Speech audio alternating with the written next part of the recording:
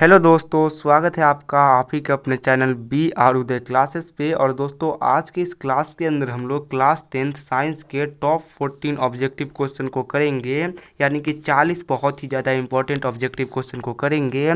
तो आज का जो ये क्लास है ये आपके लिए बहुत ही ज़्यादा इंपॉर्टेंट है। क्लास को आप लोग शुरू से लेकर के एंड तक देखते रहिएगा। तो चलिए आज की इस क्लास को शुरू करते हैं। देखिए, पहला नंबर जो क्वेश्चन है वो ये है कि प्रकाश के परावर्तन के कितने नियम हैं। और ये साइंस का मोस्ट इम्पॉर्टेंट क्वेश्चन में से एक है। तो आप लोग याद रखिएगा कि जो प्रकाश का परावर्तन होता है इसका दो नियम होता है। तो इसका क्या हो जाएगा, इसका हो जाएगा option number B right answer, यानी कि प्रकाश के परावर्तन के दो नियम होते हैं। अब देख लीजिए सेकेंड नंबर क्वेश्चन को। सेकेंड नंबर जो क्वेश्चन है वो ये है कि किसी उत्तल दर्पण की फोकस दूरी क्या होगी जिसकी वक्रता त्रिज्या 25 सेंटीमीटर है। तो देखिए, वक्रता त्रिज्या को दे करके आपको फोकस दूरी पूछा गया है। तो आपको कुछ नहीं करना है कि जो वक्रता त्रिज्या दिया गया है इसमें बस आपको 2 से भाग लगा देना है। तो 32 अपना वक्रता त्रिज्या दे दिया गया और इसमें 2 से भाग लगाओगे तो ये 16 मरतबे कट जाएगा।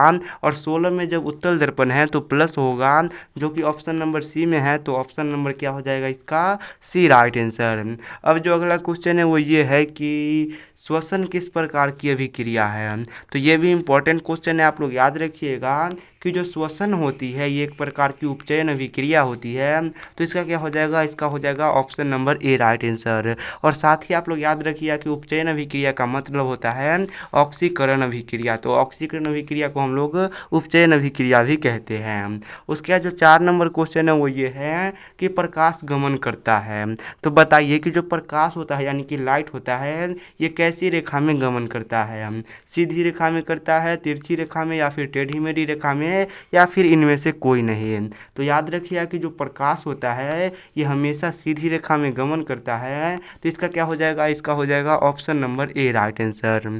अब जो अगला क्वेश्चन है वो ये है कि किस पदार्थ को चाकू से काटा जा सकता है। तो ये भी बहुत ही इंपॉर्टेंट क्वेश्चन में से एक है साइंस का। और आप लोग याद रखिएगा कि जो सोडियम पदार्थ होता है जिसका सूत्र Na होता है और इसे हम लोग सोडियम बोलते हैं, तो इसे हम लोग चाकू से भी आसानी से काट सकते हैं। तो इसका क्या हो जाएगा, इसका हो जाएगा option number A right answer. और एक और चीज़ याद रखिए कि जो सोडियम होती है इसकी परमाणु संख्या 11 होती है। उसका जो अगला क्वेश्चन है 6 नंबर वो ये है कि स्वपोषी पोषण के लिए क्या आवश्यक है। तो आप लोग याद रखिए कि जो स्वपोषी पोषण होता है उसके लिए क्लोरोफिल, सूर्य का प्रकाश, H2O यानी कि जल, और CO2 गैस, इनमें से सभी की आवश्यकता होती है। तो इसका क्या हो जाएगा, इसका हो जाएगा option number D right answer, यानी कि इनमें से सभी चीज़ की आवश्यक होती है। तो इसका क्या हो जाएगा ऑप्शन नंबर डी। उसके बाद जो अगला क्वेश्चन है 7 नंबर वो ये है कि इनमें से कौन अवशेषी अंग है। तो ये क्वेश्चन ही बहुत ही ज़्यादा अच्छा क्वेश्चन है। और आप लोग याद रखिएगा कि इन चारों में से जो अपेंडिक्स होता है ये एक प्रकार का अवशेषी अंग है। तो इसका क्या हो जाएगा, इसका हो जाएगा option number C right answer.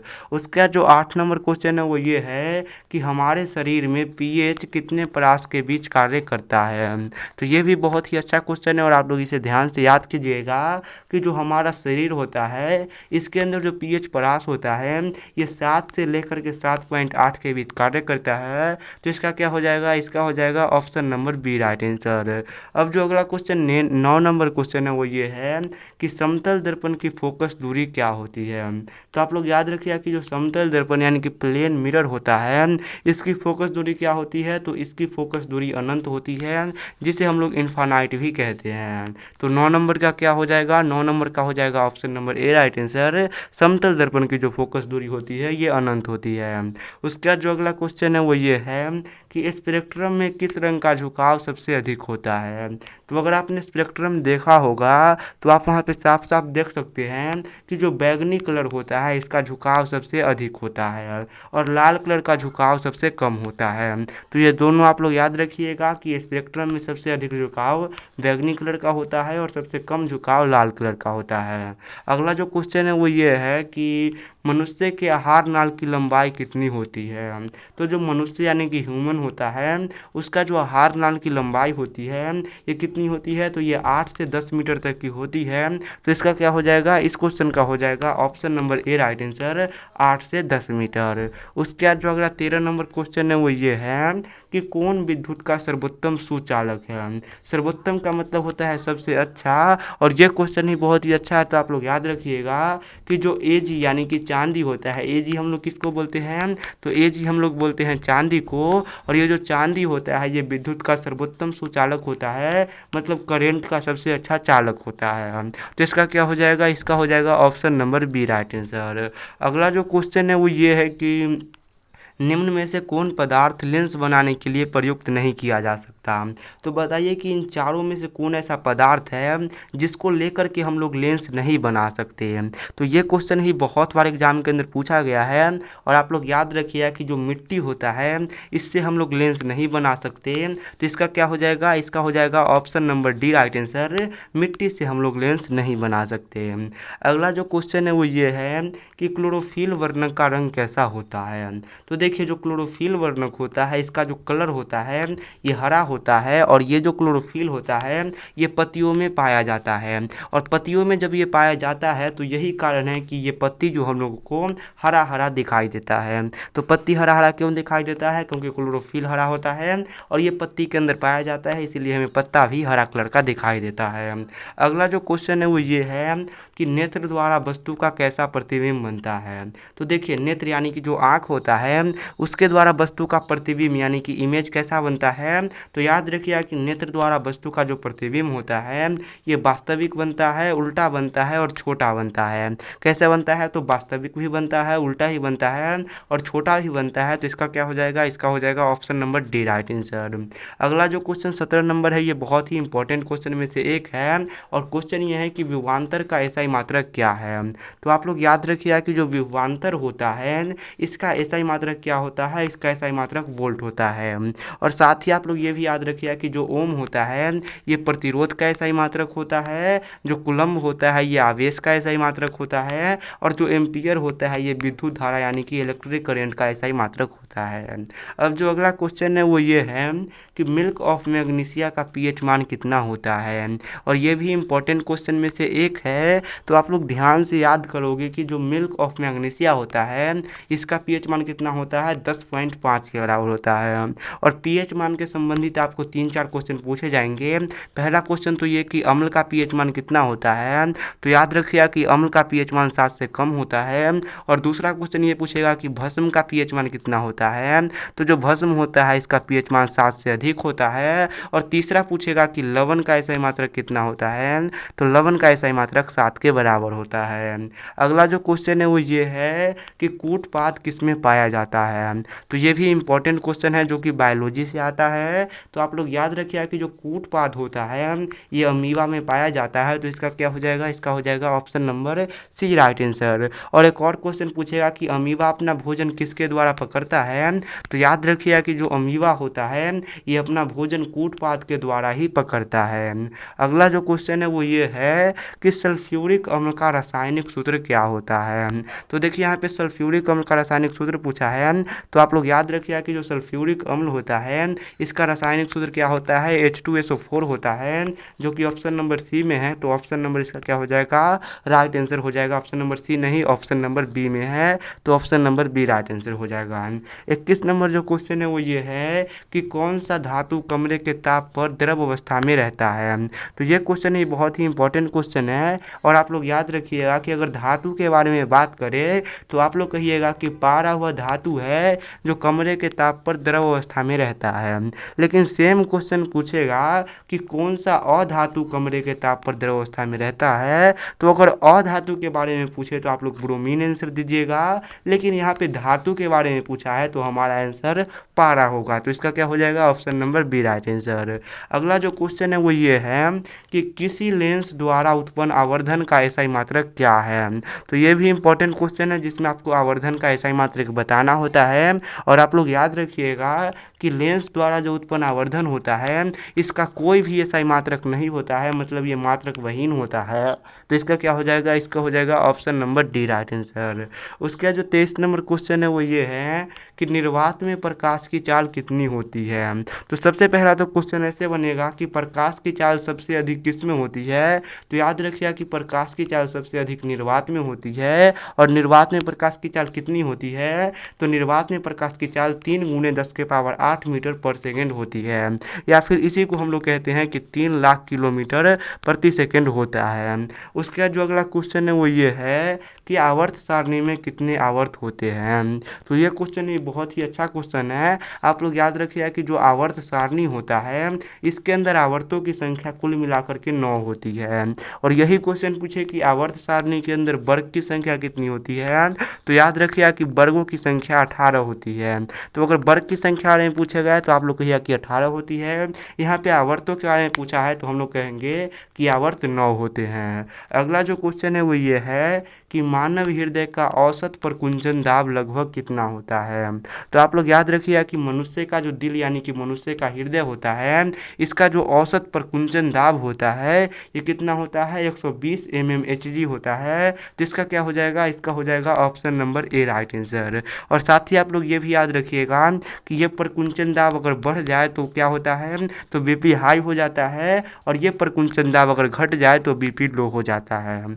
अगला जो क्वेश्चन है वो ये है कि मानव हृदय में कितने कोष्ठ होते हैं। तो देखिए मानव हृदय कुछ इस टाइप का होता है और इसके अंदर कुल मिलाकर के 4 कोष्ठ होते हैं। तो इसका क्या हो जाएगा, इसका हो जाएगा option number D right answer. मानव हृदय के अंदर 4 कोष्ठ होते हैं। उसका जो अगला क्वेश्चन है वो ये है कि निम्नलिखित में से कौन सा पद विद्युत परिपथ में शक्ति को निरूपित नहीं करता है। तो आप लोग याद रखिएगा कि जो IR² होता है ये विद्युत में शक्ति को निरूपित नहीं करता है, लेकिन जो I² होता है ये विद्युत में शक्ति को निरूपित करता है। तो अगर नहीं करता है तो वो IR² है, और अगर करता है तो यो I² है। तो यहाँ पे नहीं पूछा है तो हम लोग कहेंगे कि कौन है वो, ऑप्शन नंबर बी वाला है, मतलब कि IR² है। अगला क्वेश्चन ये है कि मनुष्य में वृक्क एक तंत्र है, तंत्र का भाग है जो किससे संबंधित है। तो ये भी अच्छा क्वेश्चन है जिसमें आपको पूछा जाएगा कि वृक्क का संबंध किससे है। तो आप लोग याद रखिएगा कि जो वृक्क होता है इसका संबंध किससे होता है, उत्सर्जन से होता है। तो इसका क्या हो जाएगा, इसका हो जाएगा option number C right answer. अगला जो 29 नंबर क्वेश्चन है वो ये है कि ओजोन के अणु में ऑक्सीजन की परमाणु संख्या कितनी होती है। तो देखिए जो ओजोन होता है उसका सूत्र होता है O3, जहाँ पे O जो है वो ऑक्सीजन है और ये जो 3 है इसकी परमाणु संख्या है। तो आप लोग साफ देख सकते हो कि O3 में क्या है, 3 इसकी परमाणु संख्या होती है। मतलब ओजोन में जो होती है, ओजोन में ऑक्सीजन की परमाणु संख्या 3 होती है। तो इस क्वेश्चन का क्या हो जाएगा, इसका हो जाएगा option number C right answer. अगला जो 30 नंबर क्वेश्चन है वो ये है कि विद्युत धारा उत्पन्न करने वाली युक्ति को क्या कहते हैं। तो याद रखिएगा कि जो विद्युत धारा उत्पन्न करने वाली युक्ति हम लोग मशीन को कहते हैं। तो आप लोग याद रखिएगा कि विद्युत धारा उत्पन्न करने वाली मशीन को हम लोग जनित्र कहते हैं, जिसे देसी भाषा में जनरेटर भी कहा जाता है। तो इसका क्या हो जाएगा, इसका हो जाएगा option number A right answer. अगला जो 31 नंबर क्वेश्चन है वो ये है कि बेकिंग सोडा का रासायनिक सूत्र क्या है। और ये भी साइंस का मोस्ट इंपॉर्टेंट क्वेश्चन है। तो आप लोग याद रखिएगा कि जो बेकिंग सोडा होता है इसका रासायनिक सूत्र होता है NaHCO3। क्या होता है, तो होता है NaHCO3। तो आप लोग याद रखिएगा, इसका हो जाएगा option number A right answer. अब जो अगला 32 नंबर क्वेश्चन है ये भी बहुत ही इंपॉर्टेंट क्वेश्चन में से एक है। तो आप लोग याद, क्वेश्चन ये है कि मुकुलन द्वारा अलैंगिक जनन किसमें होता है। तो ये क्वेश्चन बहुत बार पूछा गया है और आप लोग याद रखिएगा कि जो मुकुलन विधि होता है इसके द्वारा अलैंगिक जनन जो है ये ईस्ट में होता है। और ईस्ट के साथ साथ एक और जीव होता है जिसका नाम है हाइड्रा। तो हाइड्रा और ईस्ट में क्या होता है, मुकुलन द्वारा अलैंगिक जनन होता है। और ये क्वेश्चन लगभग 5 बार से ज़्यादा बार आपके एग्जाम में पूछा गया है। तो आप लोग याद रखिएगा कि हाइड्रा और ईस्ट में मुकुलन द्वारा अलैंगिक जनन होता है। तो इसका क्या हो जाएगा, इसका हो जाएगा option number B right answer. अब जो अगला 33 नंबर क्वेश्चन है वो ये है कि गोलीय दर्पण में फोकसांतर एवं वक्ता त्रिज्या में क्या संबंध होता है। तो देखिए जो गोलीय दर्पण होता है इसमें फोकसांतर को हम लोग F दिखाते हैं, और जो वक्ता त्रिज्या होता है इसको हम लोग R से दिखाते हैं। और ये जो F होता है ये R के आधे के बराबर होता है। तो यहाँ से अगर आप लोग करोगे कि ये दो को बराबर के इस साइड भेजोगे तो ये कुछ ऐसा हो जाएगा कि 2F is equal to R हो जाएगा। तो आप लोग यहाँ पे साफ देख सकते हो जो कि ऑप्शन नंबर ए है कि R is equal to 2F, ये क्या है, ये बिल्कुल ही सही संबंध है। तो इसका क्या हो जाएगा, इसका हो जाएगा option number A right answer. आप लोग याद रखिएगा कि फोकसांतर और वक्रता त्रिज्या में क्या संबंध होता है।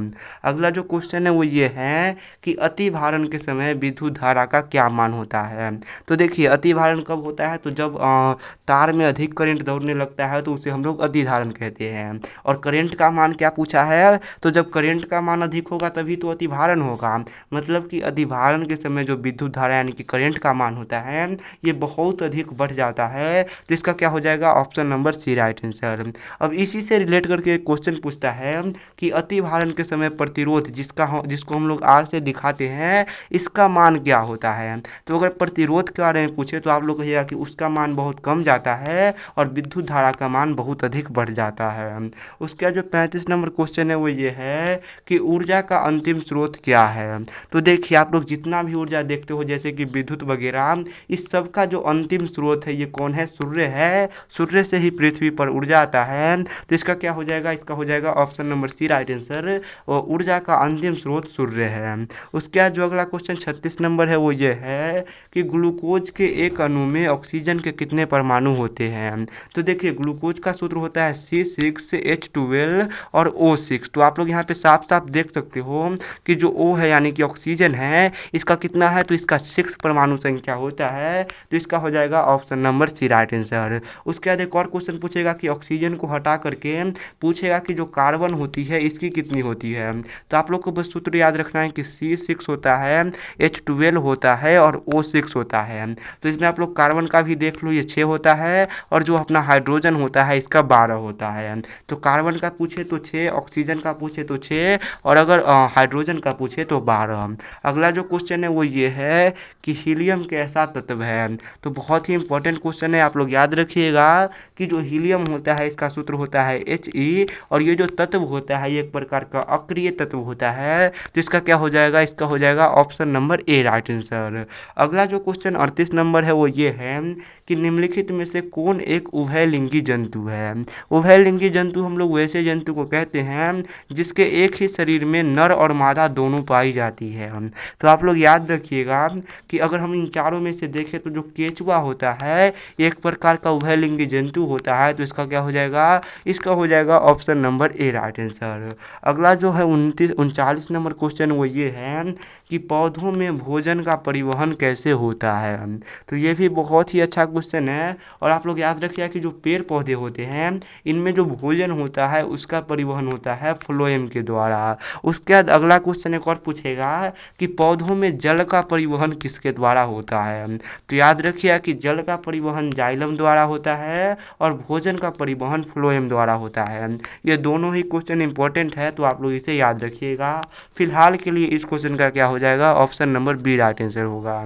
उसके बाद 40 और लास्ट नंबर जो क्वेश्चन है वो ये है कि प्रोपेन का क्रियाशील मूलक क्या है। तो ये भी इंपॉर्टेंट क्वेश्चन है और आप लोग याद रखिएगा कि जो प्रोपेनोन होता है इसके अंदर कीटोन पाया जाता है। क्या पाया जाता है, कीटोन पाया जाता है। और ये जो कीटोन होता है इसके अंदर इसका क्या होता है, तो इसका क्रियाशील मूलक CO होता है। और जब कीटोन का ही क्रियाशील मूलक CO होगा तो प्रोपेन का भी क्रियाशील मूलक CO ही होगा। तो इसका क्या हो जाएगा, इसका हो जाएगा option number C right answer. तो दोस्तों होप कि आप लोग को आज का ये वीडियो समझ में अच्छा लगा होगा। अगर अच्छा लगा होगा तो आप लोग इसे एक लाइक कर देना, साथ ही चैनल को सब्सक्राइब कर लेना ताकि आप लोग आगे ऐसे ही वीडियो देख सको और अपने दोस्तों के साथ थोड़ा सा इस वीडियो को शेयर भी कर देना। तो मिलते हैं नेक्स्ट वीडियो, तब तक के लिए बाय बाय। आपको वीडियो कैसा लगा आप लोग कमेंट करके बता सकते हो।